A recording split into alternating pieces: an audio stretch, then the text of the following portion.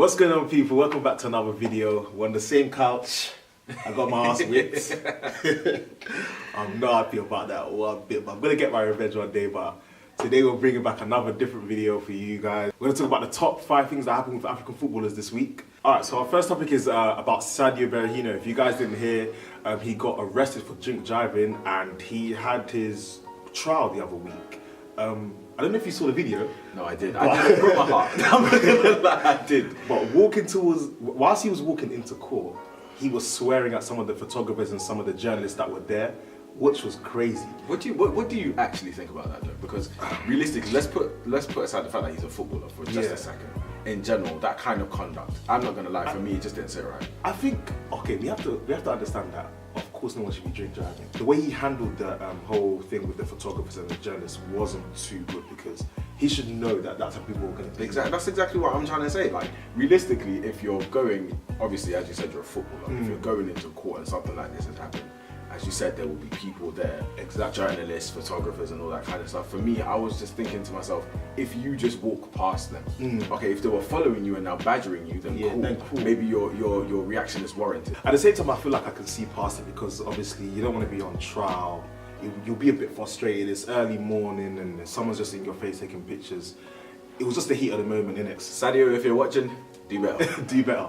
But he was such a promising player. This is what I'm saying. This is actually what I'm saying. Sadio Berahino, West Brom times. West Brom times. He was literally, but you probably watch him, and the way he used to play, his finishing was brilliant as well. I think it all started to go downhill from when he had that whole transfer scandal. Do you remember that time? When he wanted to leave. With one of the wings. Yeah. So, second topic now.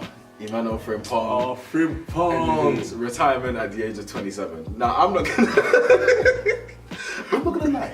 There has to be something wrong when you retire at 27. Obviously, we know his knee injury, surgery's on his knee, so that's understandable. Yeah, I remember it got to a point when Frimpong was more or less sort of like getting his chance at Arsenal, and he was being featured in the team a lot more, and he just started doing all of this like merchandise and all that kind of stuff. It's almost like he wanted to become a personality rather than football. And people, it was actually starting to interfere with his game as well, because he became one of those frustrating figures on the pitch. Like when you watch him play, he just wasn't like, it's like he didn't really have much of an influence on the game, and that's not what he was known for before. That's not why he got his professional contract. Before, Frimpong was all about pace, power, control. He had that midfield on lock most of the time when he was on the ball. He was a very promising midfielder, especially because Arsenal was up and down with Diab. They were thinking bringing Frimpong in, strength, pace, like you said, is literally would come in and change the game and change the team for Arsenal, but he just didn't break through. I even remember he got transferred to a team, I'm not too sure, if you guys know, comment below.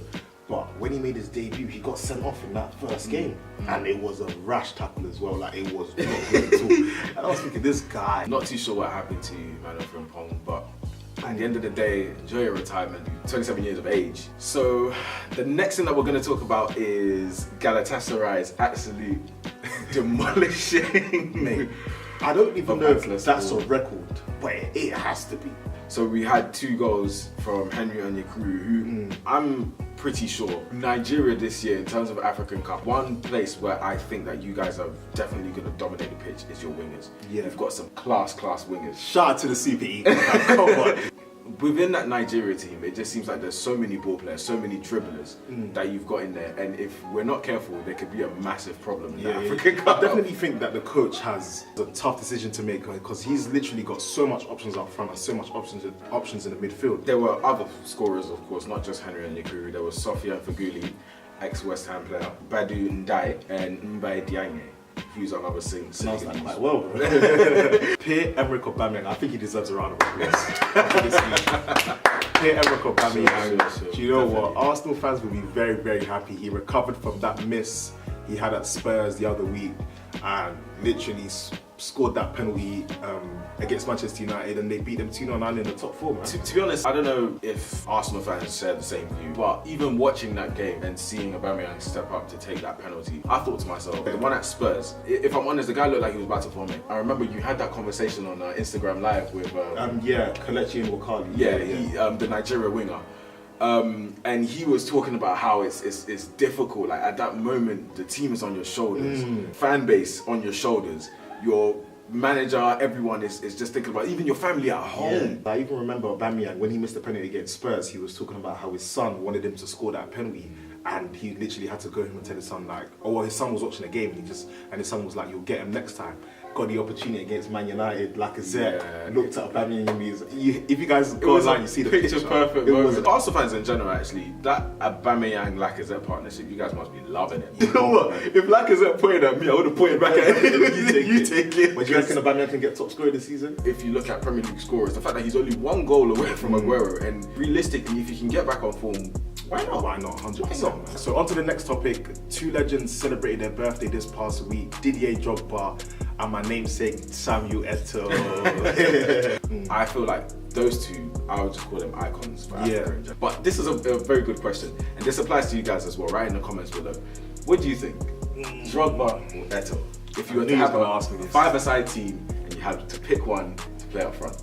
I think in terms of playing style, I love Samuel Eto'o. Growing up watching Samuel Eto'o, he was just one of the strikers that you just looked up to. Didier Drogba was the big man for the occasion, so I think I might pick Didier Drogba. Do you know what I mean? Like at Chelsea, his career was nuts. He played in the best league in the world. So anyone that's played in the best league in the world definitely deserves my props. So that's it for this week's episode, guys. As we said, it's going to be quick fire. It's going to be consistent as well. So we're going to be coming at you guys with this every single week.